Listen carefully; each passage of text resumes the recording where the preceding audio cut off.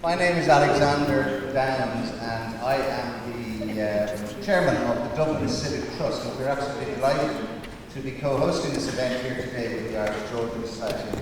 Thank you very much to Donna and to Emily and to all the Irish Georgian Society team for all their work in putting this together.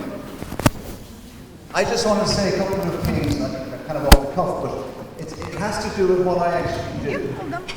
And I kind of in my week I do three things. I own a company called Lamstone, and we work on glazed elements of historic buildings, such as those windows there. And at the moment we're working on Leinster House and the Four Courts and the Magazine Fort and College Green across the way. So that gives me this incredible perspective on the city, because I'm close up and personal with these remarkable buildings on a daily basis. But it also gives me a sense of what the city was and what it's not now. You know? One of my other jobs, well, it's not really a job, is to be chair of the Dublin Civic Trust. And the reason I do that is because it's a place of action. And what I mean by that is that over the last 30 years, the Dublin Civic Trust has returned 10 historic buildings to the city, because we do our work by revolving funds and demonstrating by action. And my third thing is I run a property portfolio on Talbot Street, which up to recently has been the absolute epicenter of, you know, where everyone is talking about the decline of Dublin and the problems of the north inner city. And over the last 10 years, 2015, 2020, we converted 4 above the shop houses back into houses. So, just to give you a brief, and I think the numbers speak something as well, because we were getting around 25 to 30,000 for the entire building in 2010, 2012. We then took the upstairs away from the commercial, and it was only being used for storage and boxes and that kind of stuff. And we made them back into houses in the shop, not flats, houses, 4-bed houses with a kitchen, the way they were. And we, instead of getting 25,000 for the building, we now get 25,000 for the shop and 40,000 for the house above. So if that's not an incentive to people who own these buildings to do that, and in terms of the practicality, and this is something I draw from the Dublin Civic Trust, because we're all about getting things done, showing how things can be done, because there's no problem with theoretical and it all has to be done, but actually getting things done is what's hard. And if I feel, and I'm sure somebody is working on this, and I kind of, you know, I also feel for a lot of the people who work in government departments and who are doing these jobs, who are hearing all this stuff again and again and again, and we're just wandering in here and giving our 2 tuppence bit and all that. And I feel for those people, because many of those people are working incredibly hard for our city. But I don't understand why there isn't a toolbox. You know, if I own one of these buildings, I just go and somebody says, here's a grant for that, and here's that, you don't have to do that, you don't have to do that, bing bang, gosh, we're done. Why isn't that there? Why isn't that there? These seem like practical things that are not happening. And that's what I would say today. Let's get some practicality into our city. Let's get some making things done. Okay, sorry about that.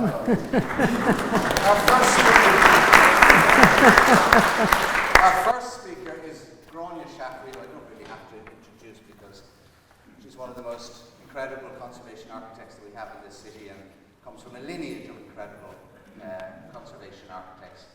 So over to you, Gráinne.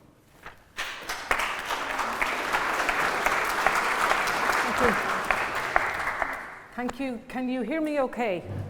Okay. And just to thank the Irish Georgian Society, Dublin Civic Trust, Alexander for organising the conference and the invitation to participate. Let's see. The city which mistook its crisis for a plan was the missing title I provided for the artwork installation Scientia Civitatis, Missing Titles, an imaginary library of knowledge about cities which was realised by Vagabond Reviews, the late Alva Murphy and Kieran Smith, for the exhibition Phoenix Rising, Art in the Civic Imagination, held at the Hugh Lane in 2014, and which referenced Dublin's 1914 civic exhibition, which itself was inspired by the work of Scottish biologist, sociologist and planner Patrick Geddes. The Civic exhibition attempted to reimagine Dublin as the phoenix of cities during a period of economic, social and political turmoil and a housing crisis. At the core of the Civic exhibition's values were town planning, with a view to providing sufficient housing for Dublin's inner city poor and an emphasis on conservation and restoration as opposed to building anew. Brian Ward has written, the exhibition was organised with the intent of uniting the divided citizenry of Dublin around a sense of pride in their city and a sense of optimism about its prospects.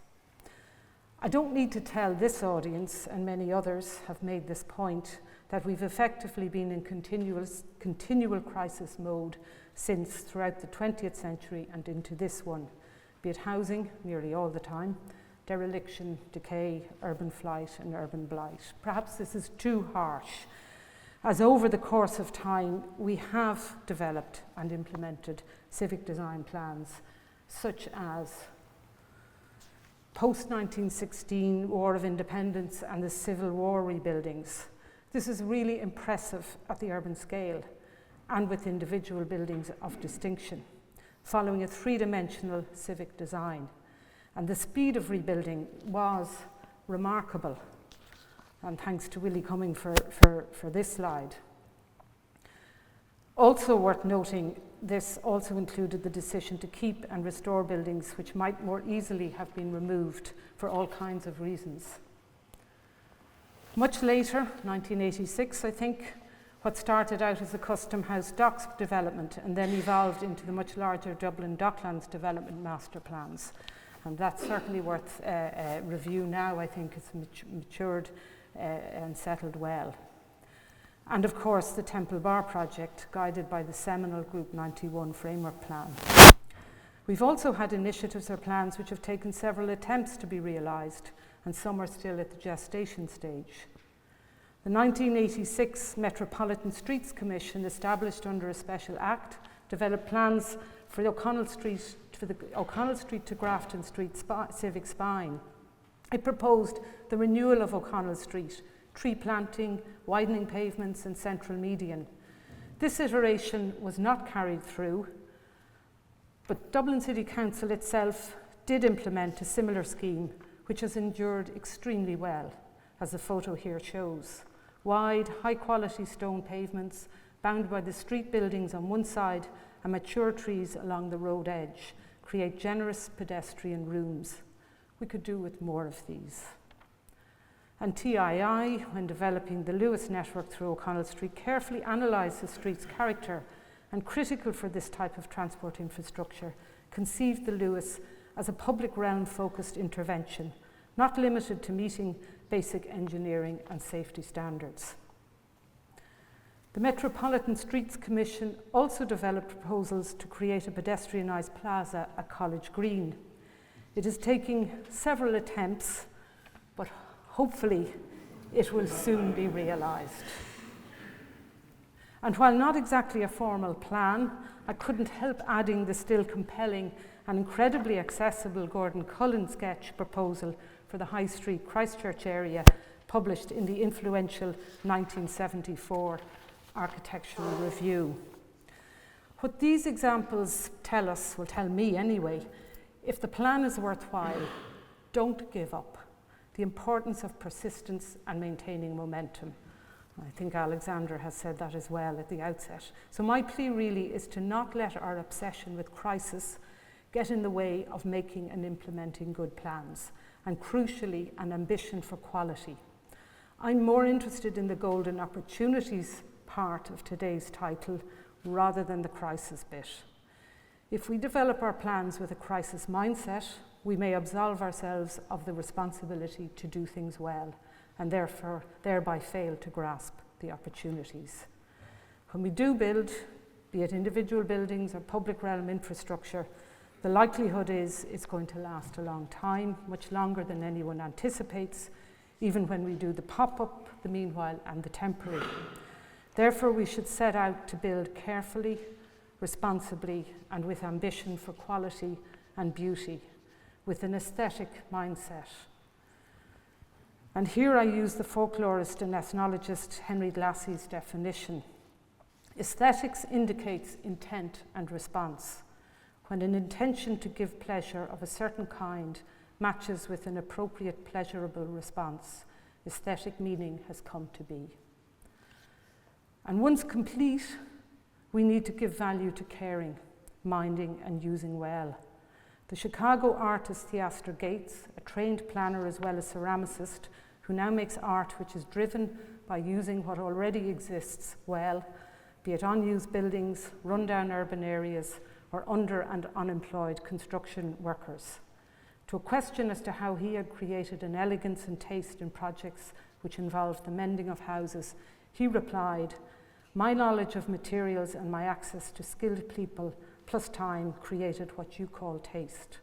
I believe that things in our lives should be cared for and they should be used at their highest level of use. So part of what you saw was my willingness to care for things and invest in the care of them."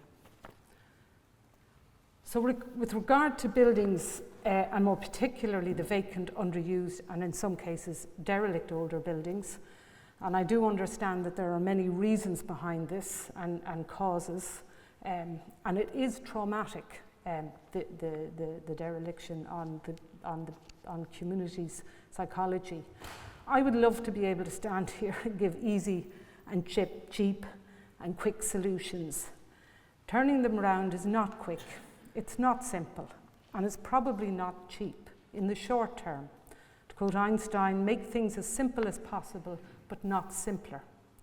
For so many reasons all of you know well, social, environment, cultural, and with the recalibration of cost to build in embodied carbon and more holistic measures of cost benefit, we can't just continue to leave them fester and empty to go to waste.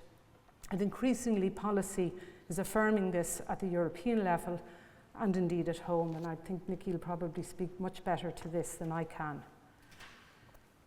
The 2019 South Georgian Dublin Townhouse Reuse Guidance Document, bit of a mouthful, was prepared for Dublin City Council as a research and advocacy tool to set down practical advice with technical details and theoretical case study plan layouts for adapting this prevalent building typology for in the main multi-residential use. For the purpose of this talk, I offer this guidance as a form of civic plan. The information in the guidance relates to more than the strictly Georgian building typology, or indeed is it restricted to Dublin, let alone the South Georgian core. I'm not going to go into any detail on it, but I want to present briefly a few projects which informed it or have been guided by it. And just to say, one of the things that are recommended, and I think it's stated, and I'm not sure if it still exists, or it's still happening in Dublin City Council, but that there would be a one-stop shop. So when dealing with these kind of projects, that you would be engaging with the planner, the conservation officer, the fire officer, accessibility, building control, together in an integrated way. And forgive me, I'm going to use some of our own projects. There are many others, but these were the ones to hand. So this project forms part of the recently completed ESB project Fitzwilliam. And the architectural strategy here was very, very much born out of the South Georgian guidance documents. It seeks the regeneration of residential communities by creating 11 generous new homes within 6 adjoining houses. Reactivating the front doors, which were formerly closed, it also seeks to engage and animate the surrounding area. And reconnecting with the square, it engages with a phenomenal additional amenity. It's critical for residential use in compact urban context that we make homes and places that we can live well in. And this is really, really important. It implicates the details. Here we developed bespoke details to meet acoustic requirements that were non-compliant with TGDE, which is the building guide for sound, and it required an application to building control for a derogation, which we got. So a non-standard detail developed to ensure that we put in appropriate sound protection measures, really important in apartment living, are met. Important point also, however, is this approval only applies to this project. It's non-transferable. I've said it before, we could do with the adaptive reuse of established compliant details which deviate from the TGDs. And in a way, the guide speaks to that as well. There were also innovations in improving energy performance, such as glass have been incorporated, and that also improves sound insulation, so the street noise is reduced. Again, focus on, if we're trying to make these convert into homes, we make them places where we would all like to live in. With regard to subdivision, we look to work with the plan and spatial form of the Georgian typology, meaning less units but generous homes, providing potential to accommodate a diversity of family unit and for long-term settlement. The importance of private open space and engaging with the inherited qualities of the buildings themselves, the fine proportions, elements such as the wonderful framed views, provide borrowed landscapes into the rooms within. This is 14 Clarendon Street, and here behind a simple street facade is a very rare and special interior. In this early 18th century house, original timber panelling survived as a full-height partition wall dividing the stairs and the rooms. To be allowed to retain and present this very beautiful and important timber wall required interrogating and interpreting fire regulations and fire safety solutions, as well as on-site negotiations with the fire officer. And Owen referred to the late lamented John McCarthy, fire expert. He worked with us on this. And, you know, again, I suppose the pity is all of that work can't be transferred in another situation. It's the fire cert we have is unique to this building.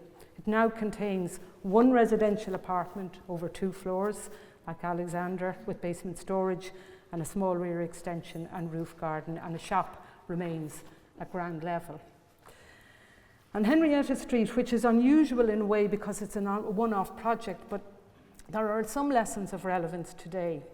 The museum came out of a plan, the 2005 Henrietta Street Conservation Plan, which led to a strategy, which led to a series of phased projects, which made the building structurally safe and weathered, which enabled a creative and memorable temporary use, which allowed public access and raised interest, which brought funding, which enabled the museum project. It had continual momentum, which was led by Dublin City Council with conviction and ambition. And when it finally became a construction contract, it was completed substantially on time and came in under the contract sum. Lucky perhaps, but I do think it's worth analysing these types of projects, and there are others. And I think persistence, momentum, a plan, an interested, committed client body which is empowered and resourced to get things done well.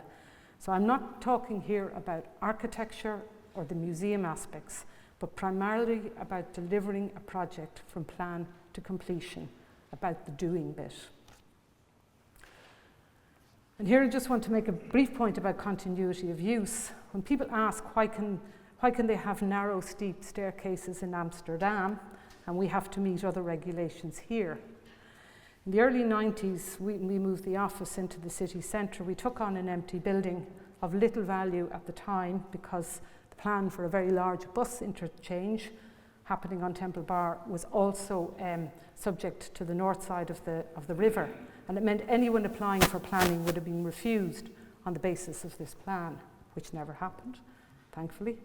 Anyhow, importantly, planning wasn't needed or building control, as long as the use remained continuous. We did some essential works, but it continues in use as an apartment over an office. So continuity is critical, and we need to recognise, I think, and value this a little bit more. When preparing for the talk, I wondered, should the title not be "The City Which Mistook Its Crisis for a Vision?" As I wondered, where is the vision for Dublin? And I found it in the Dublin City Development Plan, which states, and I'll just read it here because it's a profound vision. Within the next 10 years, Dublin will have an established international reputation as one of Europe's most sustainable, dynamic and resourceful city regions.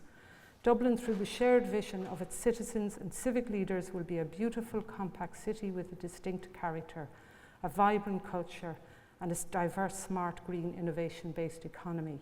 It will be a socially inclusive city of urban neighbourhoods with excellent community and civic infrastructure based on the principles of the 15-minute city, all connected by an exemplary public transport, cycling and walking system, and interwoven with a high-quality, biodiverse green space network. In short, the vision is for a capital city where people will seek to live, work, experience, invest and socialise as a matter of choice. The preface for the vision states the city must collectively, through its citizens and civic leaders, develop a shared vision of what sort of city we aspire to, not only for the 6-year lifetime of a development plan, but for the next 25 to 30 years. It is only by developing a shared vision for Dublin that we can deliver the core strategies of each successive development plan as crucial stepping stones towards the long-term vision.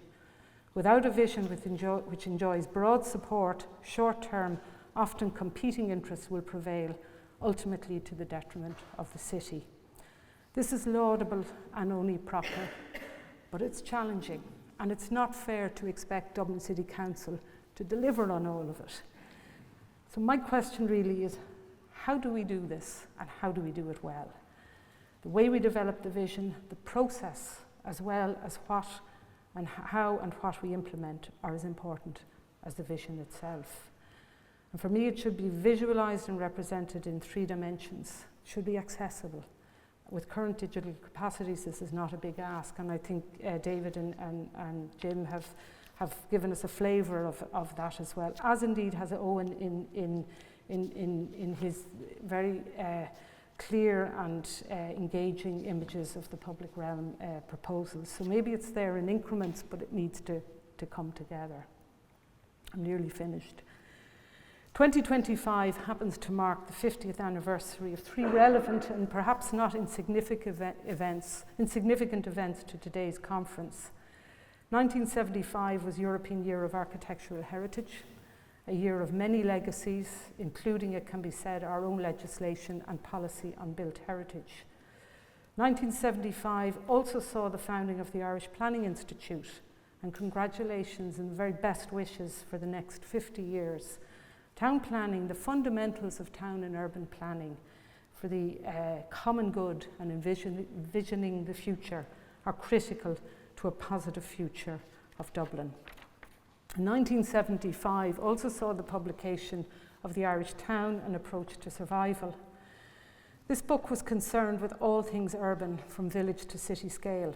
I just want to quote one piece from A Policy for Conservation Part 1 on the public role. The underlying philosophy of urban conservation is that towns can undergo both social and economic expansion and physical change without losing their essential character.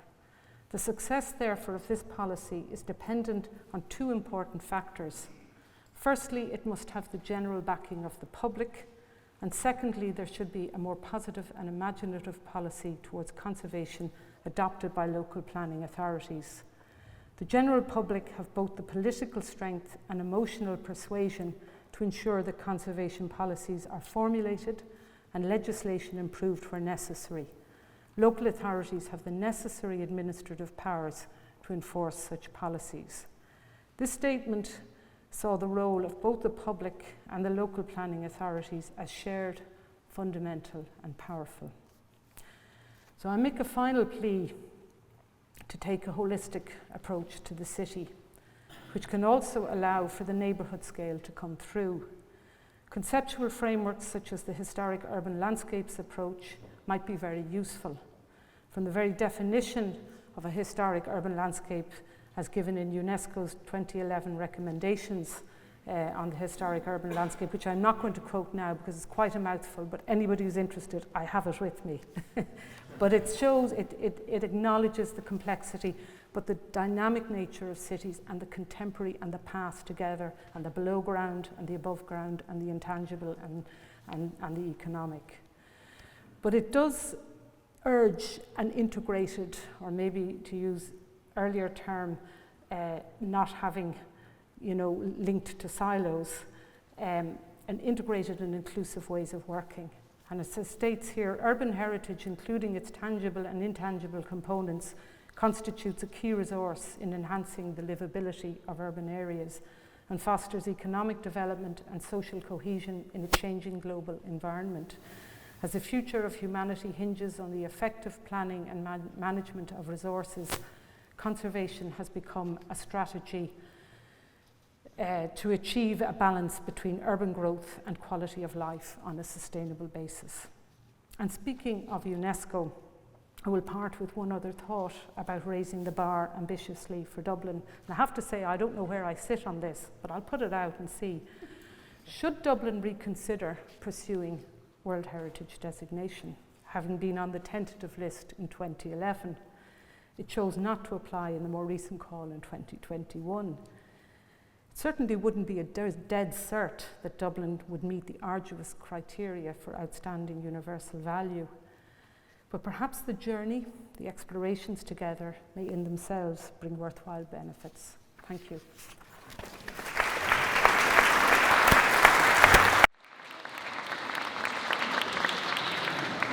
Thank you very much, Gráinne. Our next speaker is Graham Hickey, and Graham is the CEO of Dublin Civic Trust. It's a walking encyclopedia of Dublin and historic Dublin, of its streets, and particularly of the North Georgian core, where everyone lives and walks and notices every single thing that's happening to every single building. So we could not do without Graham at Dublin Civic Trust, and we'd be fascinated by what he has to say. Just picking up there on what Gráinne was saying, when I think about how do you get people behind the idea of something that's, how do you communicate the idea of a better city? How do you communicate that to people so people can actually put pressure on their politicians? You know, how does that happen? Because it seems to me that the majority of our politicians don't really care about this. You know, that we don't care about our historic cities or our states, you know. It's some kind of vestige of the belted earls and all that crap from the 60s. And so how do we put pressure ourselves? So that's something that I would love to see how we communicate that, even from this group, what comes out of today. So I'll shut up my line and let Graham take over. Thank you.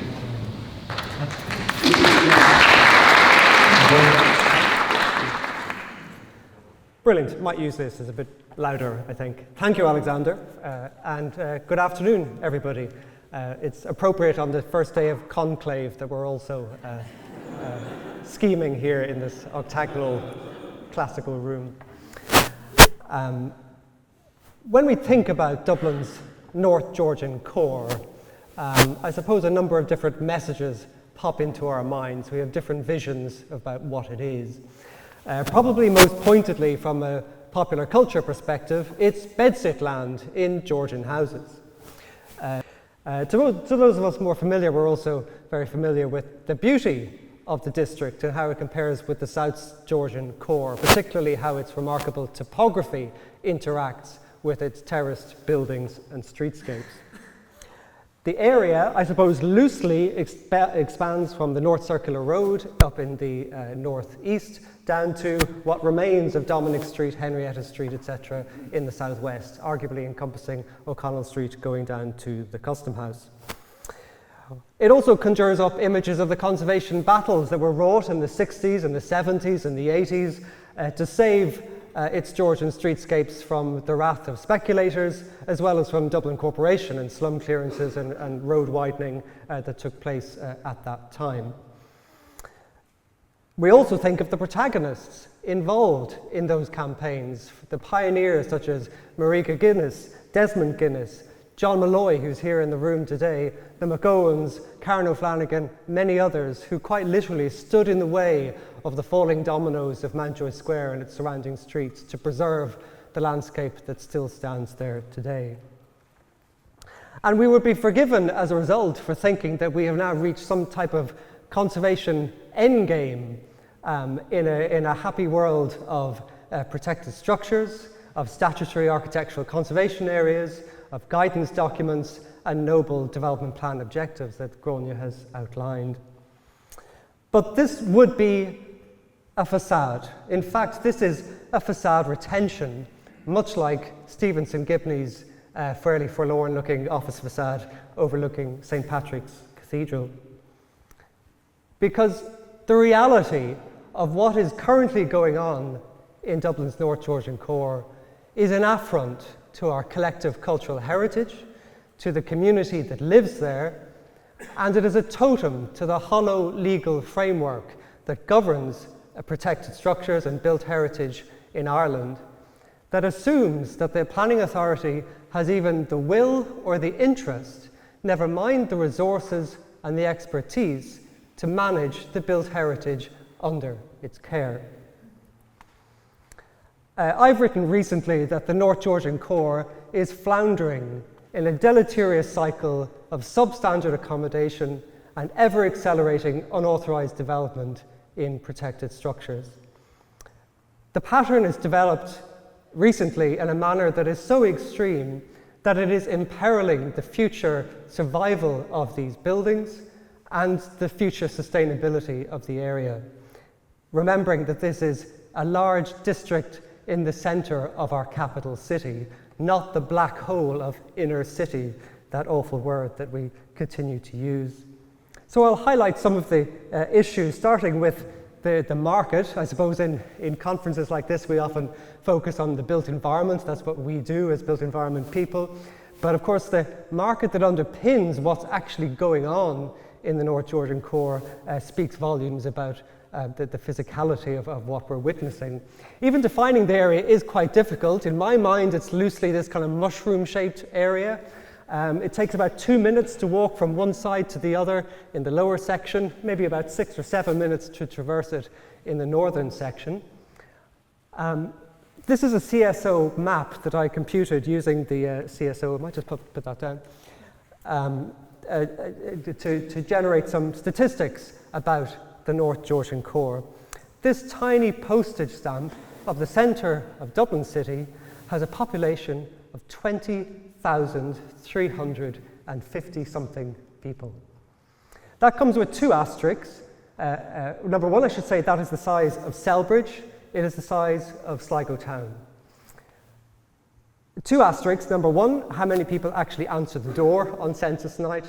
And number 2, how much has that population risen in just the last 3 years with the scale of the intensification of occupancy of the buildings in this area? I would say it's closer to 25, 26, 27,000, which is the size of Naas, without any of the administrative and municipal focus that a medium to large size Irish town enjoys. Looking at it from another angle, it's slightly different because of the metrics of CSO, but roughly the same in terms of ethnicity. 1/4 of the population in this area is Irish born, 3/4 are from outside the island of Ireland. If one extracts the social housing estates and the fringe of Summerhill that you see there, we're probably more like 90% of the population is non-Irish born. And consequently, the obvious issues that arise in terms of political constituency, in terms of a voice and having a decision over the investment that is made in that area, both private and public. Gardner Street, as we know, of course, has become something of a poster child for the housing crisis. It was the first out of the traps about 10 years ago in terms of rising to the occasion of providing temporary accommodation in its old school guest houses and B&Bs. And the Irish Times, of course, has written extensively about Gardner Street and its ownership in the past year or so. What is less understood is that what is happening on Gardner Street over the past 5 or 6 years has literally moved like a tsunami to take over the entire North Georgian core.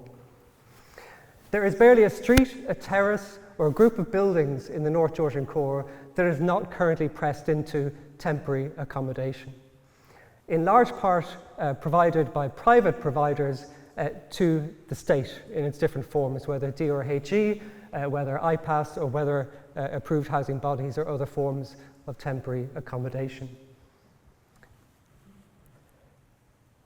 But it gets a lot more extreme. The most recent figures provided by Dublin City Council is that 80% of the homeless accommodation in Ireland is located in the DRHE region, in the 4 Dublin local authorities, 82% of which is based in Dublin City. In other words, 2/3 of our nation's homeless accommodation is based in Dublin City.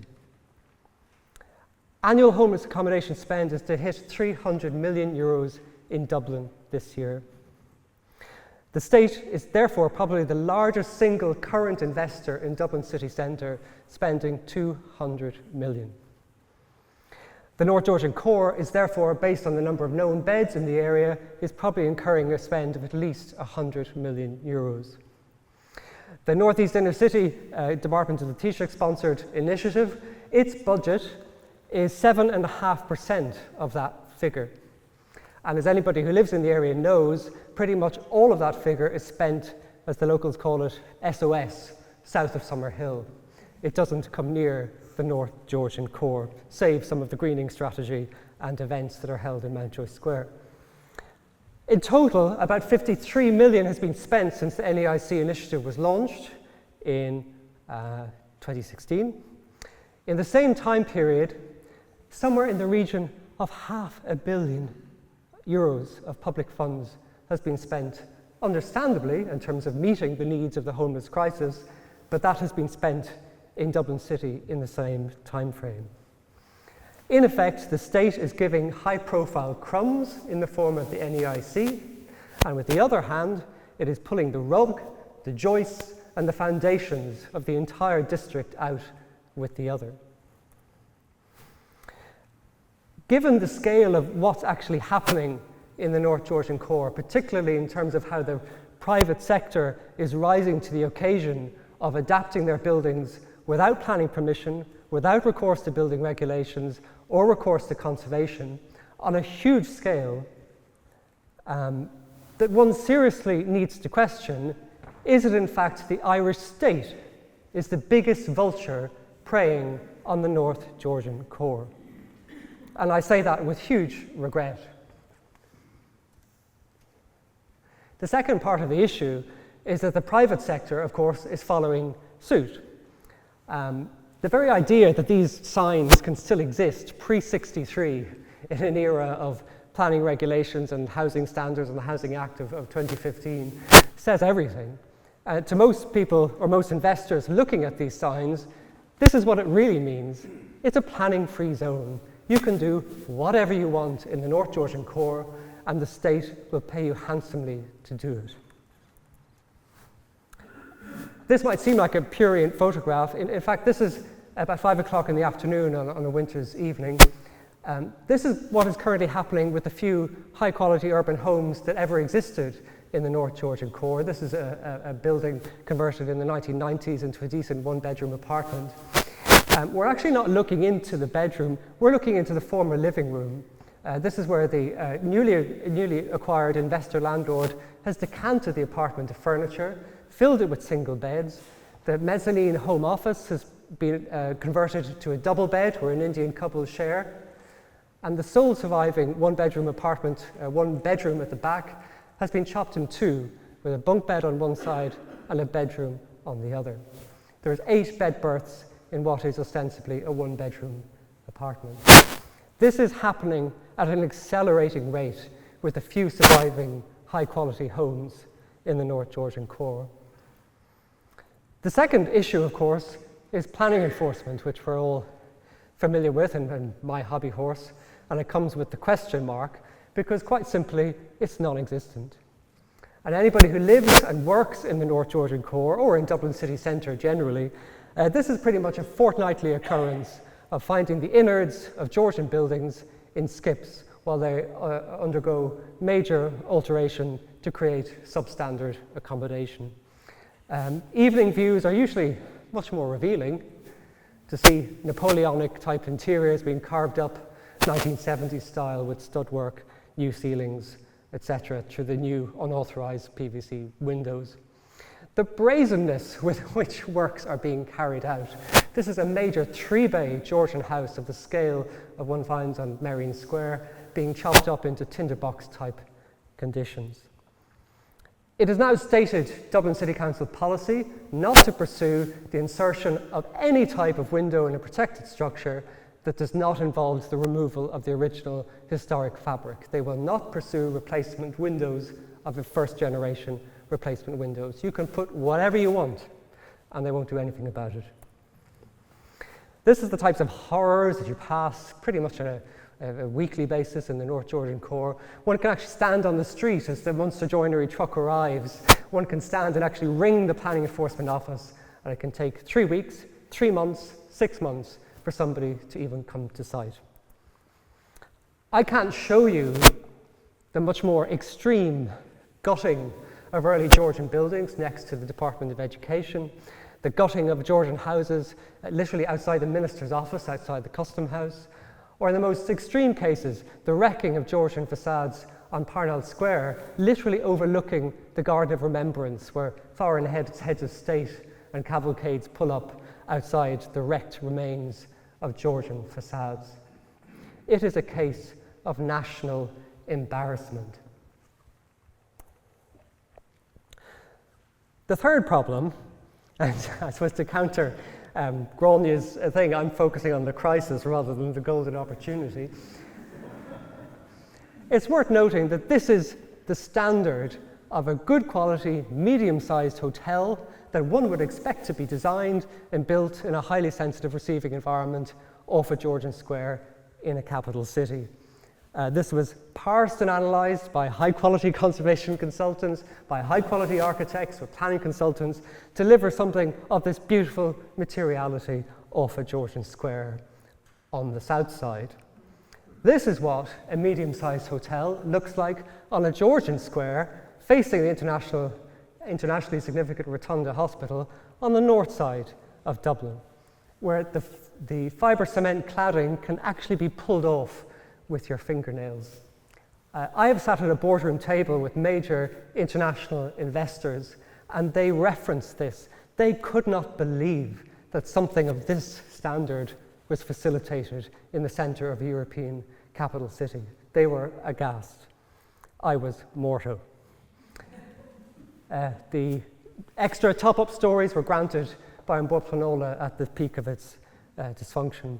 I need not mention the array of telecommunications junk that is consuming Dublin city centre.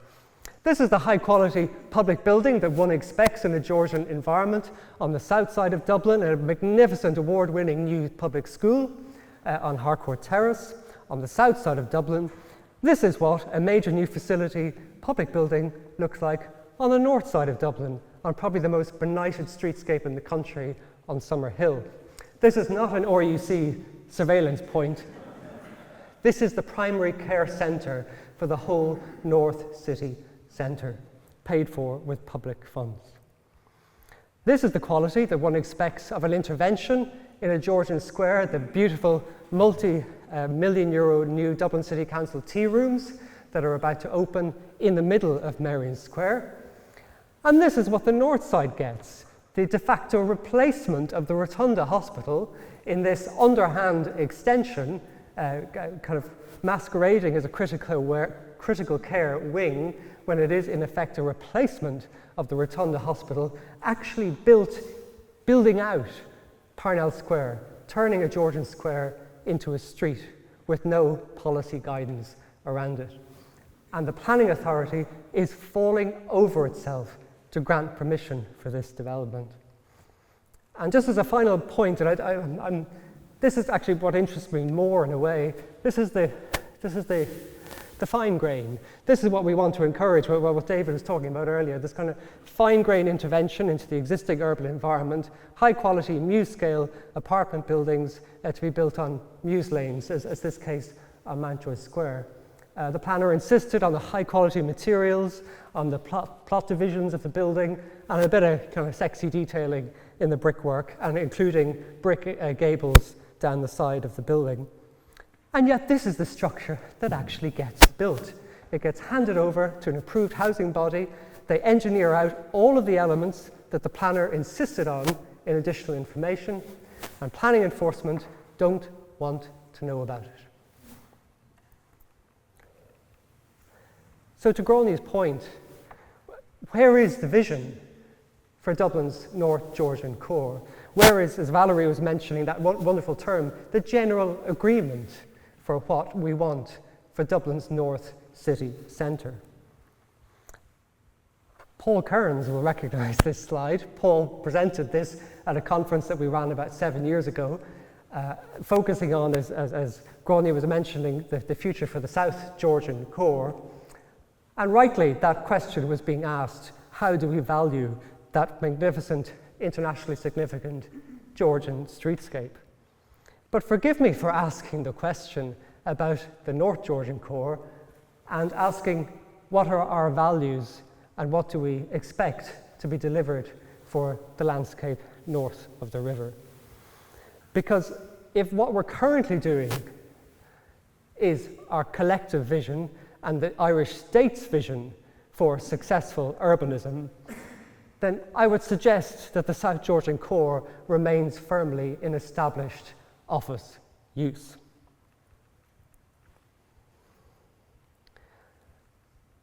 There is green shoots.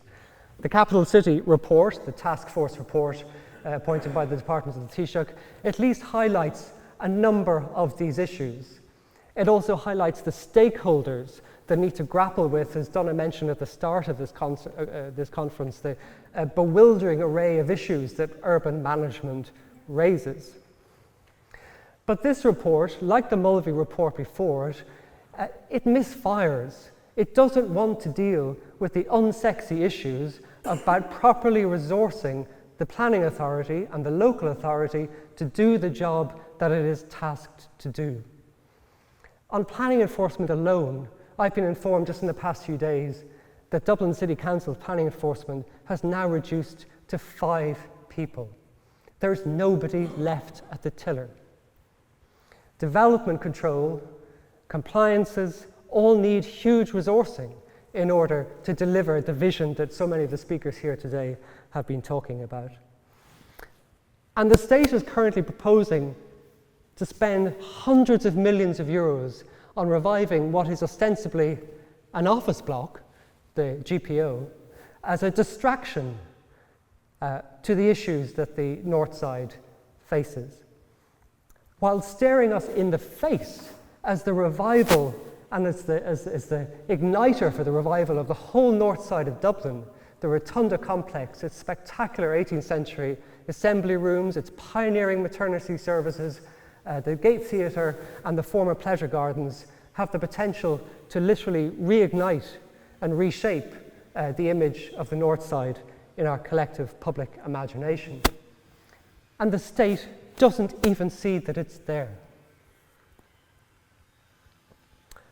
So in conclusion, there is lots of positive things happening in the North Georgian core. The plans for Mountjoy Square are finally about to come on stream.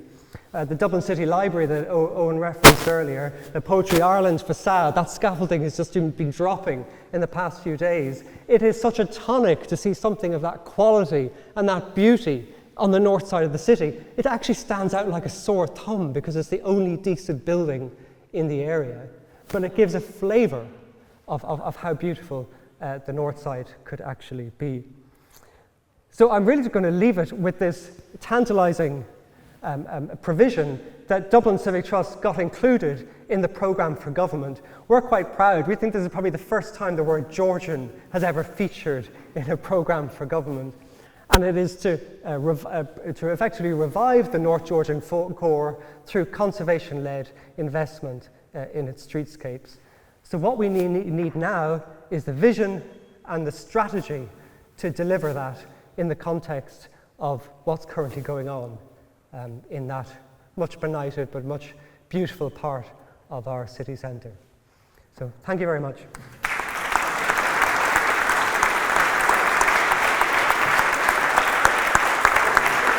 Thank you, Mayor.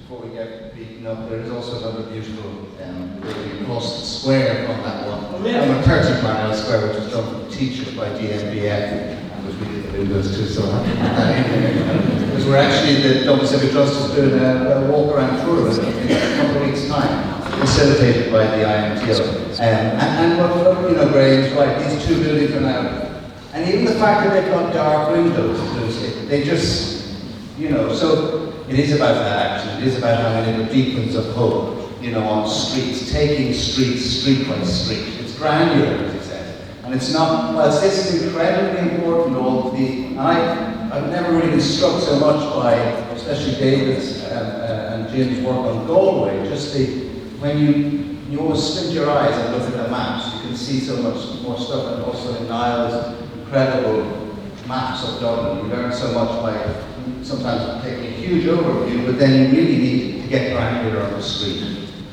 Our next speaker doesn't need any introduction either, really. When I first started in Windows, she was the conservation officer, scared the hell out of us.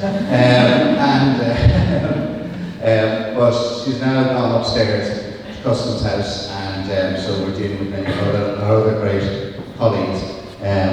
But Nicola Matthews, who was conservation officer, acting conservation, I can never know who's acting and who's doing, but she was conservation officer of Dublin City Council until about 5 years ago, Nicky. And then she went to the Customs. A bit longer. Oh, did you want to use these? Yes, thank you. Yeah. Okay. Thank you very much, Alexander.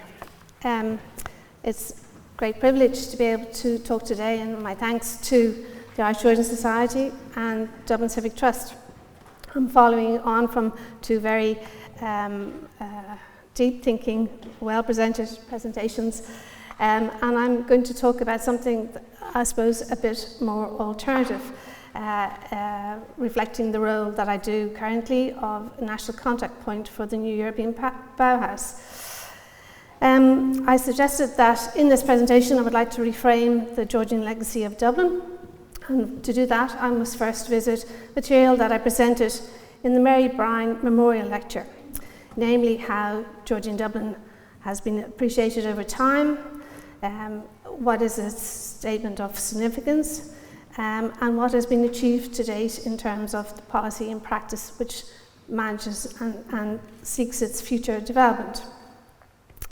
And then, having considered existing approaches, I'm going to pose, is this a time to adopt new practices, working methods, and to address persisting issues of vacancy and dereliction, housing, climate change action, and looking at new opportunities that Europe are bringing to our door.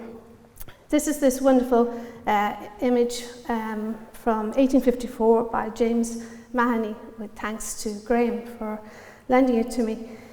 And it gives a wonderful image of the Georgian city at that time.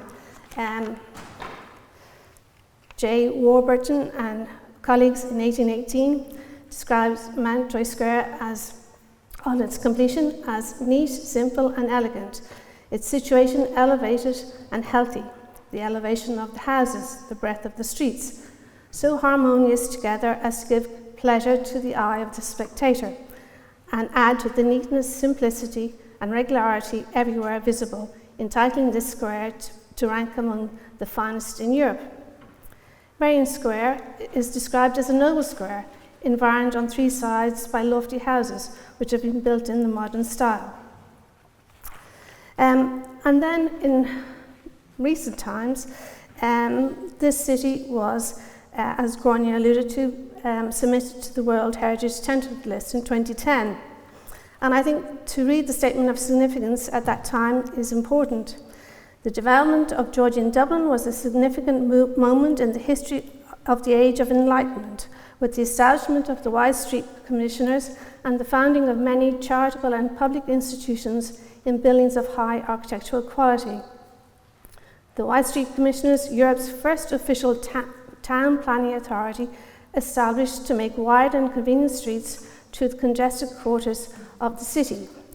Their remit, vision and interventions to improve in the city in a world where such functions were usually the preserve of royalty by the rational application of aesthetic principles were exceptional and were later copied in other cities.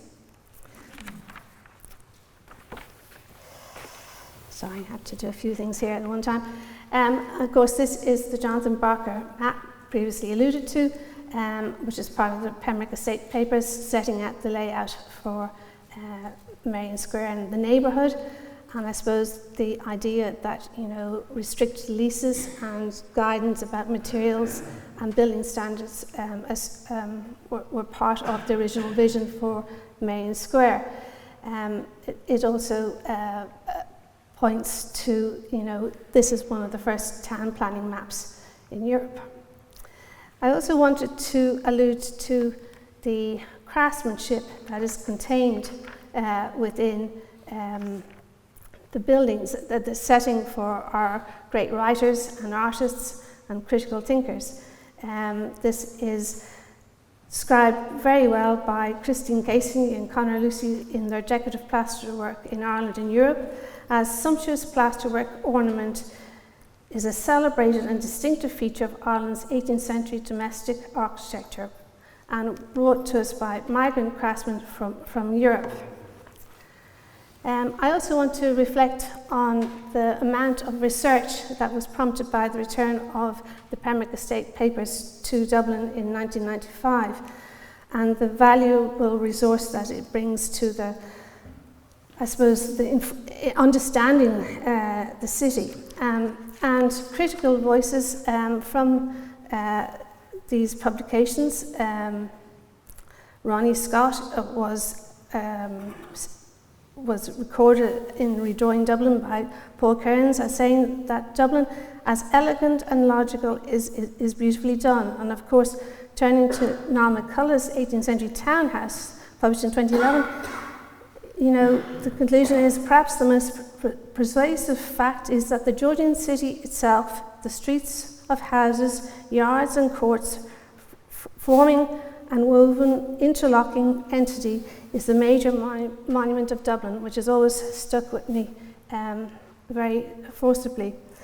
In the collaboration on the Georgian Squares of Dublin, led by Dublin City Architects, Lachlan Keeley reminds us of the legacy of this fabric and how we might think about planning its future. Of course, we now have the interim survey complete for Dublin and published, and the Georgian city sits within these documents. And how this translates is in the blue dots, which I have superimposed on the first ordnance survey map of Dublin.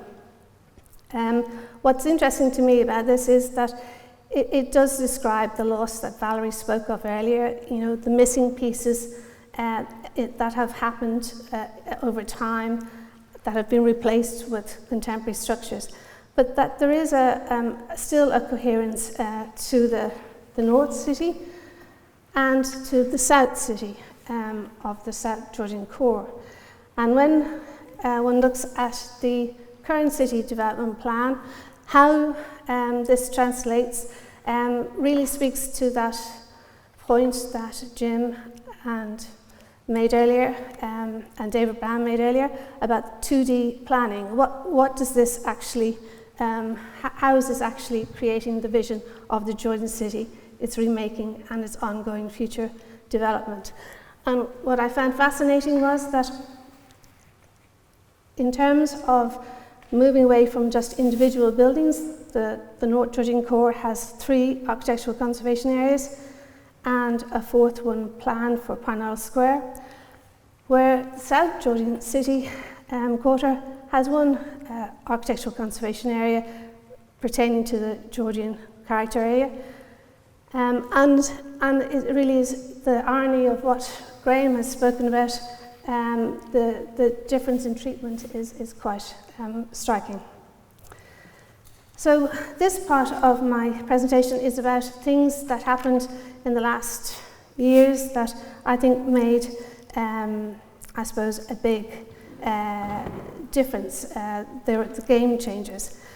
Actually, I should have also said at this point, sorry for being so nervous, is that, reading the current city development plan, I note the really progressive policies that are now in place for built heritage and the widening of the vision for built heritage as part of promoting environmental benefits, contributing to sustainability, economic, cultural, social and environmental principles, the promotion of best practice in fabric repair and restoration, adaptation, resilience in line with the National Climate Change Sectoral Adaptation Plan for built and archaeological heritage, and policies that support high quality architecture with respect to cultural identity and past traditions of settlement.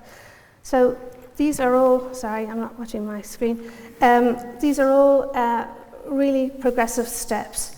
But I suppose a lot of research has informed different stages, and I recognise that defining Dublin's historic core was a profoundly change in how we looked at the city in terms of the surviving infrastructure of the Georgian city and how it still was there if we were to look for it, and how our public realm policy could hang off this. The three-dimensional form of the city needs to be understood. And as Nicola said, you can still see some of the chimneys all the way down, an absolutely beautiful thing, and lines of terraces that went back for miles. And the historic core really sort of reflected that.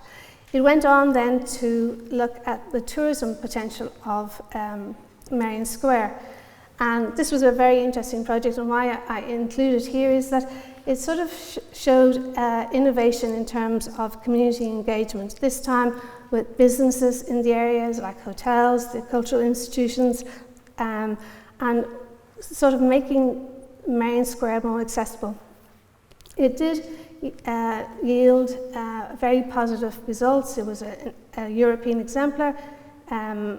Gráinne spoke about the tea rooms, Graham spoke about the tea rooms in Merrion Square, and this was all envisaged as part of this innovation.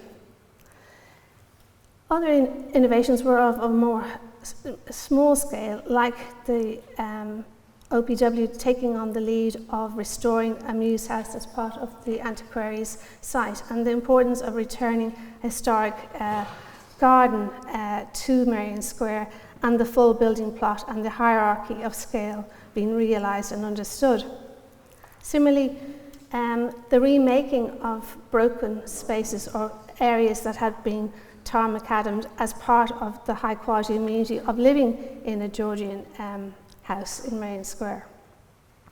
But in 2008, 2010, Dublin was sort of lurching under the financial crash, and it was very obvious that there were buildings in the city that were vacant. And I suppose I always found this image really interesting. It sort of demonstrates the complexity of the problem, the range of typologies, the scale of them, and I suppose condition, which is something that we don't really map to date very successfully. Gráinne spoke about her project on the South Georgian core and the results that it yielded in terms of dealing with, giving examples of dealing with regulation, subdivision, and future uses for Georgian buildings. And prompted by this work, we attempted to collect case studies that showed what the potential of these properties could be. And this is a range of different properties: a very large scale house on Merrion Square, a smaller one on Northumberland Road, and then living over the shop. And speaking to that point about, the regulation, the sorting out of the fire is all particular to these buildings, and yet we have a range of buildings that show great quality and great housing. And then, of course, the institutions came along, and they sort of offered us suggestions about how we might remake sites and how we might work with the Georgian typology.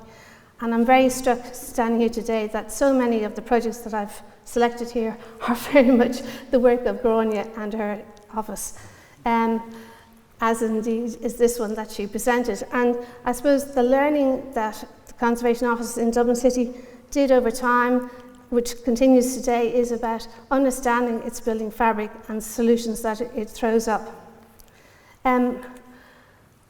I was surprised when I saw this image the first time, and I'm sort of surprised again seeing it now, because it sort of tells me that I've got older too. A lot of these players are retired, but it does give me the opportunity of introducing the idea of, okay, we've done all this before, we have wonderful examples of projects and guidance or whatever, but it's still not giving us the solution or the vision for the city, and what do we need to do next.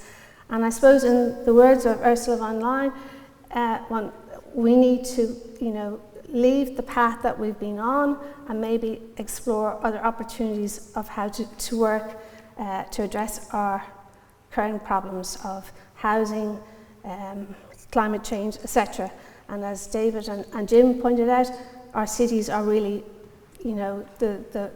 should be the focus of how we operate for the future. So this is Ursula von der Leyen's project. It introduced the Green Deal, and I suppose it's a very much a European project. It was introduced as to encourage a cultural shift towards creating a sustainable continent of Europe by 2050.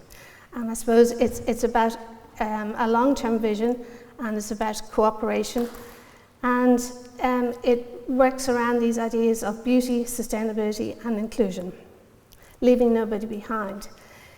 It supports the implementation of the first European architectural policy, which was in turn underpinned by the work that came out of the Cultural Heritage Year 2018 in Europe, the ICOMOS European Quality Principles, the Sustainable Development Goals, and the Bauhaus Baukultur. And I suppose I'll point out to you in the slide the ideas of quality and what they might look like: context, sense of place, beauty, environment, diversity, governance and functionality. And these are the things that the new European Bauhaus is interested in. Europe has very much, I suppose, put a focus on cultural heritage, like the Dublin City Development Plan. The focus is moving to the adaptation and reuse of existing buildings and places, the need for retrofitting to address climate change, resilience. And I very much like this idea from the European Architectural Policy about the idea of this ongoing culture of architecture, a continuum of quality, of dealing with our special places and bringing them on into the future. And on the top right of this slide is an example from the European Architectural Policy. And of course, we have the new HQ for ESB and all the qualities that are embedded in that, the craftsmanship, the environmental, energy efficiency, the remaking of a place, and of course the Georgian Mile and the view towards the mountains. So what does a NEB future, or a new European Bauhaus future, look like?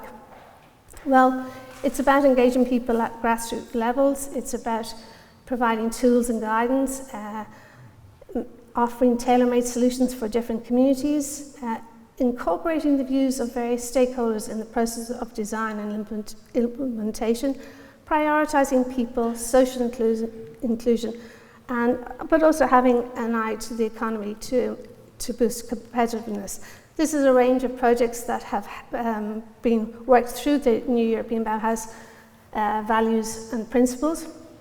And I suppose what was very apparent from this policy introduced is that it had a very much a focus on co-designing with stakeholders and devising ways of bringing people along with you to solve a problem.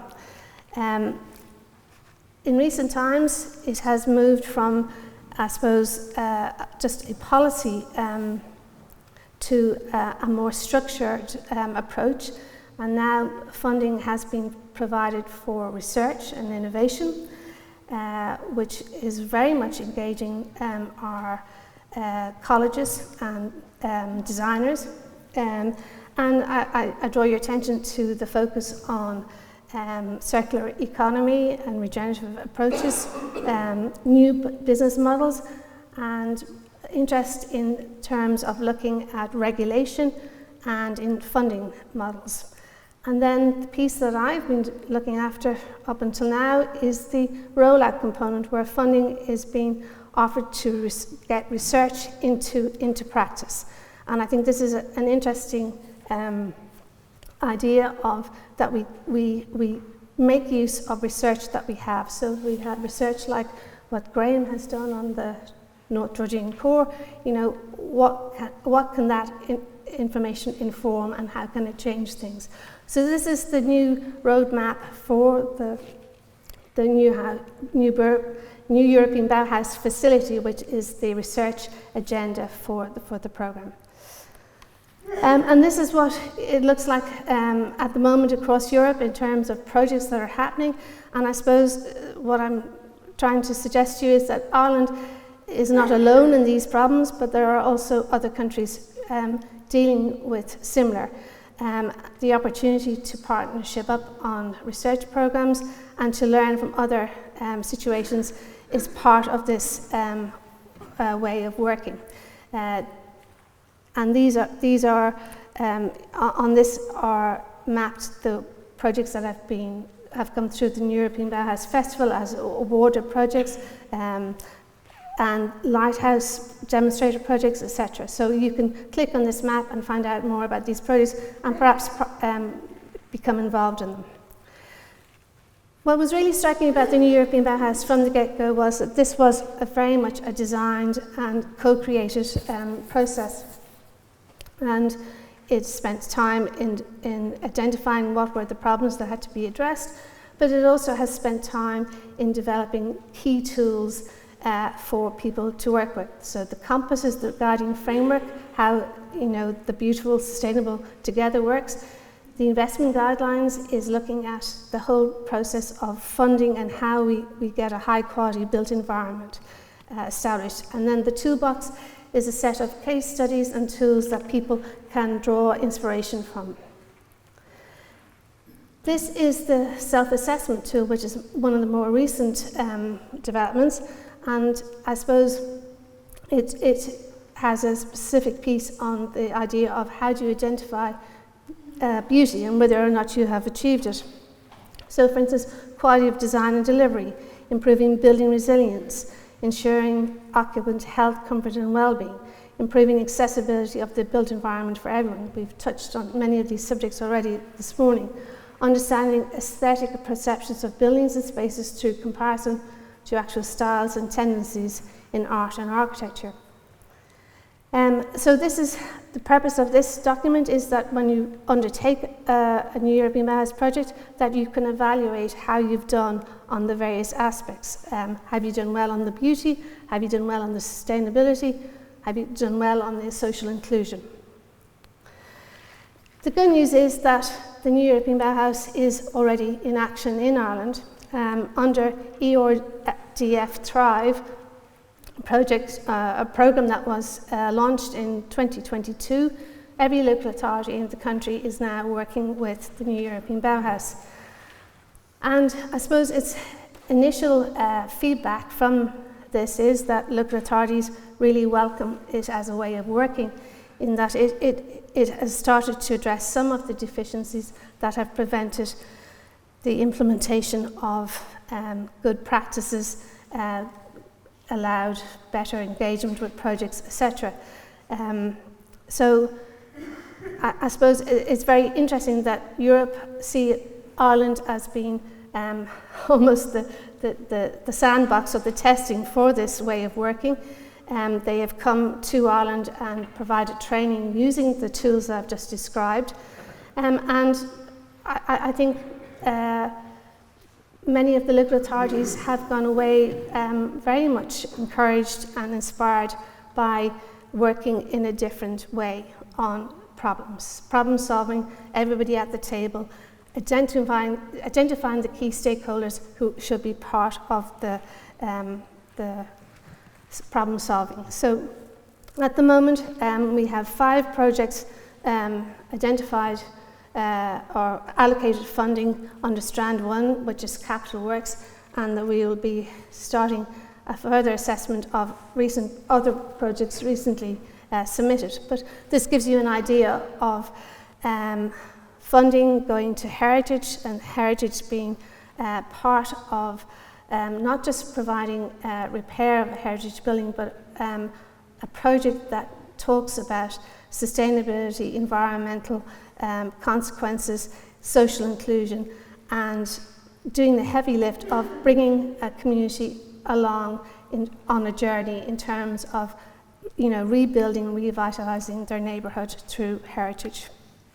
So as I say, these projects don't just look at heritage, but they look at sustainability, life cycle thinking, quality design, climate proofing, and the principles of do no significant harm.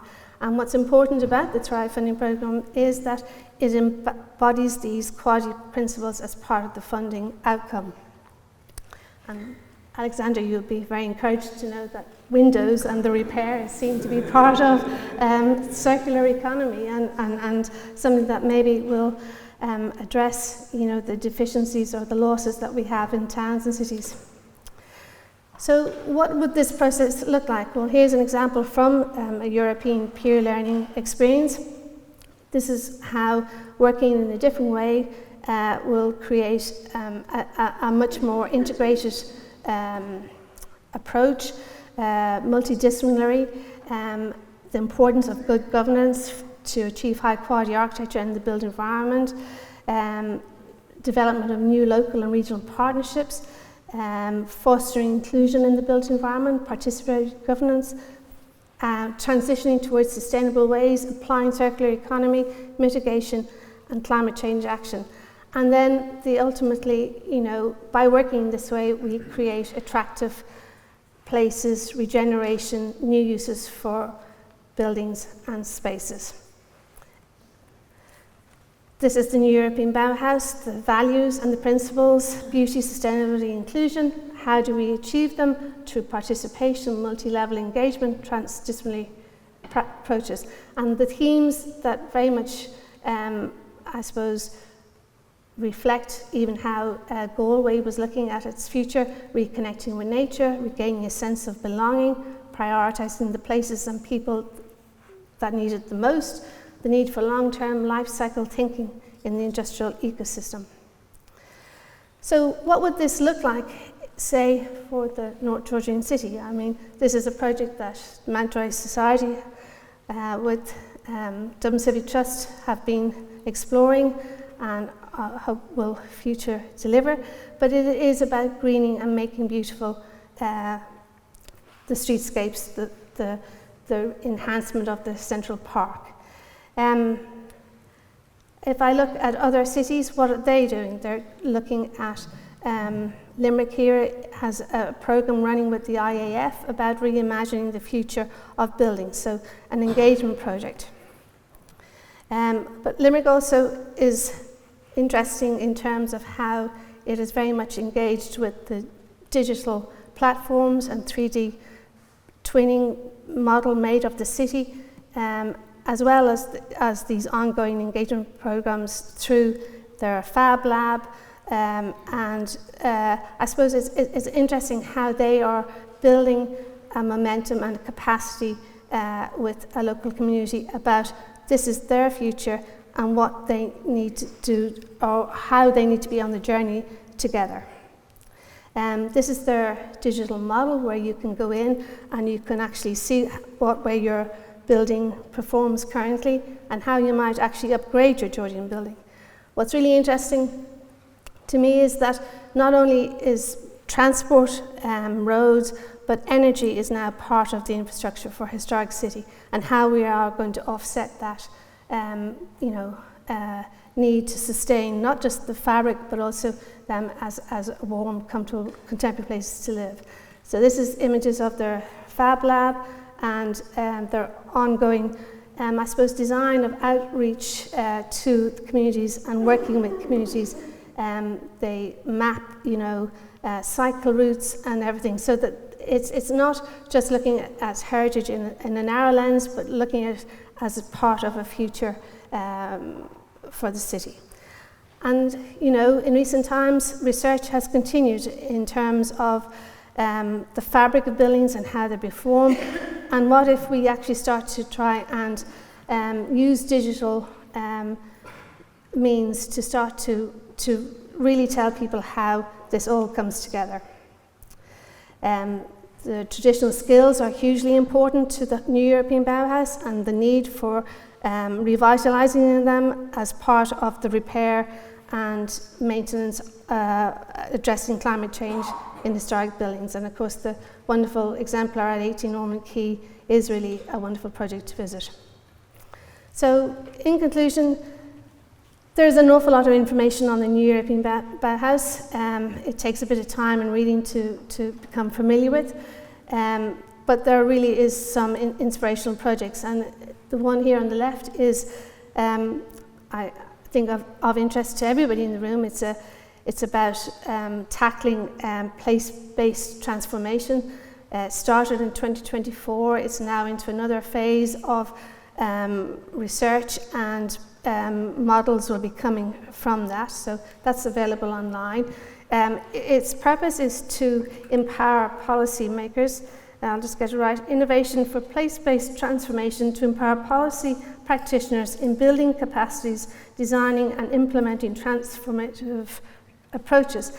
So really this is how Europe is working. It's trying to train up local authorities, public services to sort of take the lead in terms of building a new future.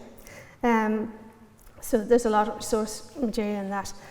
And then of course the new European Bauhaus goes to Osaka, the world exploring architecture and urban planning, and that'll be available online as well. And I suppose just in conclusion, the vision for the future, the European built environment and the architecture of tomorrow should be of high quality and benefit everyone. And I think the new European Bauhaus brings us on that journey and allows, as demonstrated by the ERDF funding, the importance of embedding quality into funding programs. This includes ongoing management, adaptation and reuse and reimagining of existing places, with a particular focus on existing places. The quality of our historic places are of vital importance to the recovery of Europe, as quality in architecture and our built environment contributes fundamentally to social cohesion and sustainability and well-being. European multidisciplinary and participatory governance approaches with innovative engagement foster social inclusion, support democratic decision-making and sustainable development of neighbourhoods and cities. And this is a big focus of future funding for the new European Bauhaus. The reframing of the Georgian legacy of Dublin as part of this is integral to reimagining its future of the city's fabric. My last slide, you'll be happy to hear, is just to remind you that this week the Venice Biennale will open, and the Cotter Nasons project assembly will be revealed. This Irish installation will return in 2026 and will hopefully contribute to the overall experience of the Irish presidency, which will take place in 2026. It can be imagined as a venue to continue the discussion of issues of civic space, community engagement, and the role of architecture in shaping democratic environment. Thank you very much.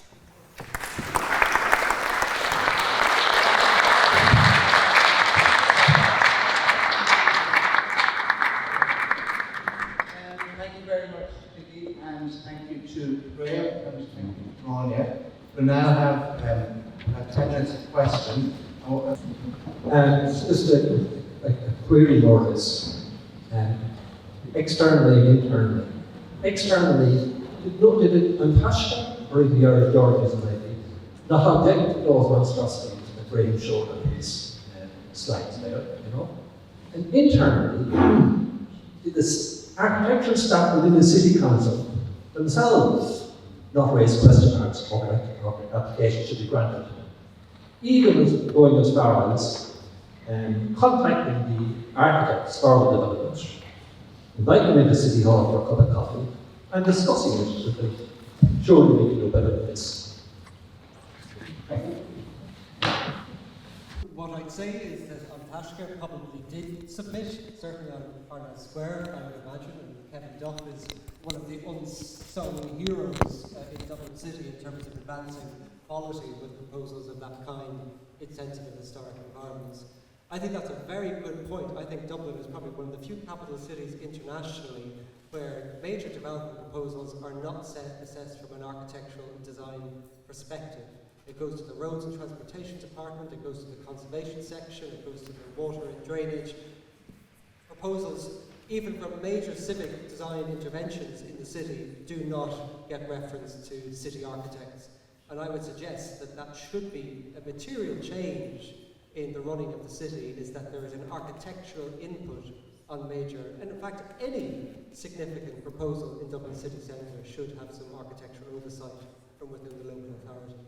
And also I'd say that in defence of planners, because planning has become so immensely complex and bewildering in terms of national policy, regional policy, sustainability, guidance, we can't all have those skill sets. Planners need to have that design input, and that should be supplied in-house by the local authority.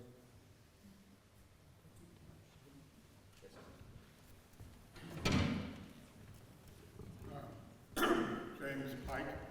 I want to raise one thing that really has emerged, and it's about funding of our local authorities.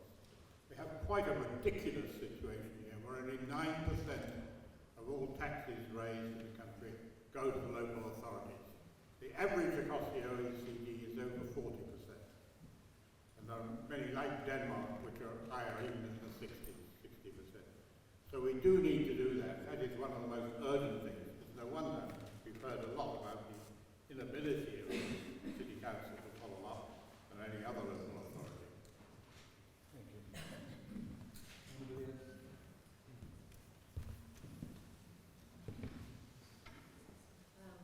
Siobhan Amy, thank you very much to all of you for your presentations. But I'm speaking just really in a sense because of Graham's, which struck me very deeply.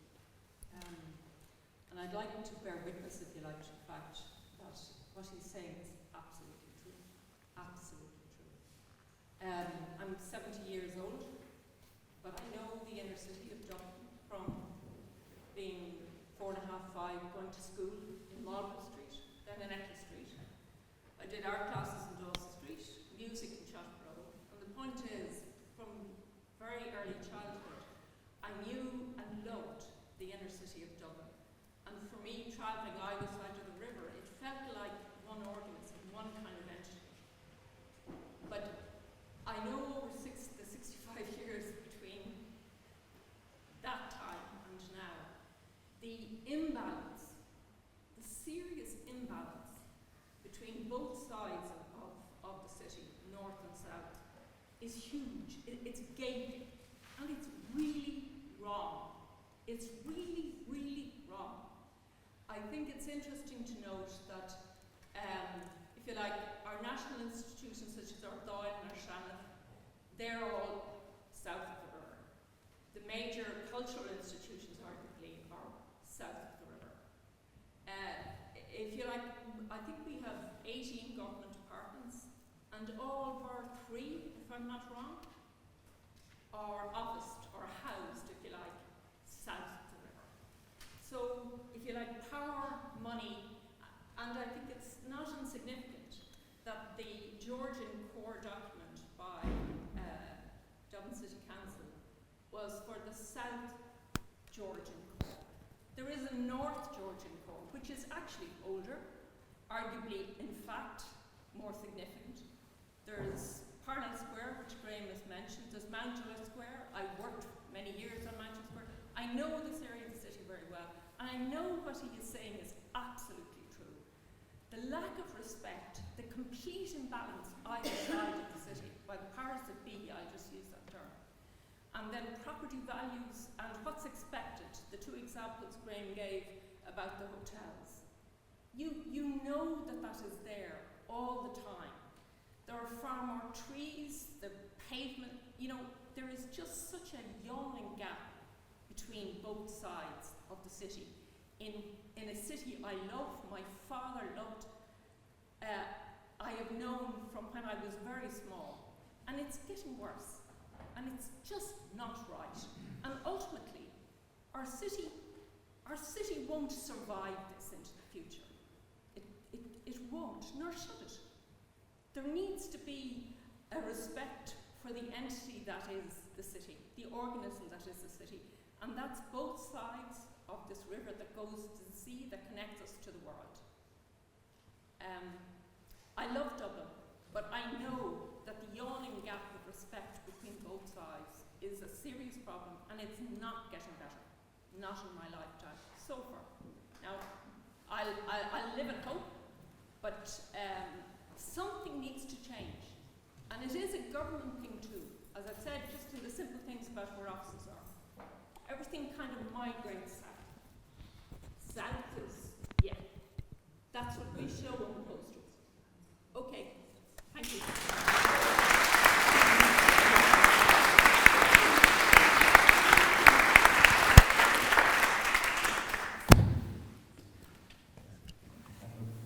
Willie Cumming. Maybe to follow on and just take a slightly different perspective from Siobhan. I mean, I agree completely with what she's saying. I also agree with Graham in relation to the North Georgian core. But I do think from out of this discussion, it's important that we don't just focus on the Georgian core, whether it's north or south. The city is bigger than the Georgian area. I understand architecturally its significance, etc., but it's a bigger city. And when I was given the task of preparing the statement for Dublin as a potential World Heritage City, I was very careful not to use the Georgian city. So I talked about the historic city. And the historic city is medieval, Georgian, Victorian, and modern. And that presents a problem. But and I understand why probably it was taken off the tentative list. But it is a wider thing. I live probably 2 streets from the North Georgian core. And what I think is interesting in terms of the form of Dublin is how it drops from 4-storey over basement to 1 2-storey houses. I live in one of the 1-storey houses. And interestingly, it's exactly the same form as Bordeaux. When you go to Bordeaux, you go through the 18th century, early 19th century, and you're into 1 and 2-storey houses in exactly that kind of same way. But the problems that are affecting the North Georgian core are also the same problems in those other areas. And on my street, there was a house sold in the last couple of days, which was advertised as having 8 bedrooms. Now, how the hell did I manage to get 8 bedrooms in? And it's sold for about 900,000 on a street of single-storey and 2-storey houses. Now, something is going on there. And in fact, what's happening is all the houses have been bought as Airbnbs and been developed as Airbnbs. So the problems of the city are not just a Georgian problem, it's a problem, a general problem. And I think if we are putting together a statement at the end of this, I think it needs to be able to recognise that wider thing as well. Roisin Handley, architect. There has been quite a bit of negativity and maybe well justified, but I'd like to focus on some of the very positive things. I think Nicola Matthews has correct what she's saying, because it's a unique fund that has just become available to actually focus in on what people are trying to do. And I would hate that to be actually lost, because this is the first time I've seen something like that. And I think that's really, really important. And Gráinne makes some other very positive suggestions about getting a toolbox together, about picking out really positive examples, and they can be done. And as an architect, I see Kieran here is back from Europe, and when he was head of the student group, he helped to save Eccles Street, and we did all of that, and we did 22 projects on the street that saved that street. And sometimes it's just a simple thing, like the windows, incredibly important, but it's also showing people how it can be done. And I just like to finish this session to say that I think Nicola Matthews' speech on how the funding is going to be done should not be lost, because it's actually a game changer.